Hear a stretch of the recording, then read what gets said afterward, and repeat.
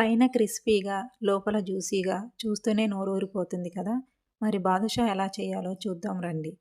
ఒక బౌల్‌లోకి 1:30 కప్పు మైదా, అర టీ స్పూన్ సాల్టు, అలాగే అర టీ స్పూన్ వంట సోడా, అలాగే నెయ్యి వేసుకొని బాగా మిక్స్ చేసుకొని, తర్వాత ఒక పావు కప్పు వాటర్ వేసుకొని, మరీ గట్టిగా కాకుండా, లూజుగా కాకుండా చపాతీ ముద్దలాగా కలిపేసుకోవాలి. పిండి ముద్దను పావుగంట పక్కన పెట్టుకోవాలి. తర్వాత స్టవ్‌పై గిన్నె పెట్టుకొని, ఒక కప్పు పంచదార, ఒక కప్పు వాటర్ వేసుకొని, పంచదార కరిగిన తరువాత దానిలో కొంచెం ఫుడ్ కలరు, ఇలాచీ వేసుకోవాలి. తీగ పాకం వస్తే సరిపోతుందండి.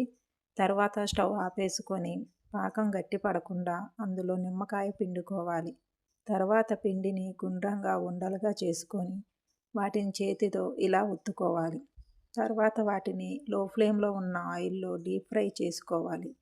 బాగా గోల్డ్ కలర్‌లో వచ్చిన బాదుషాలని పాకంలో వేసి 5 నిమిషాలు ఉంచి తీసుకోవాలి.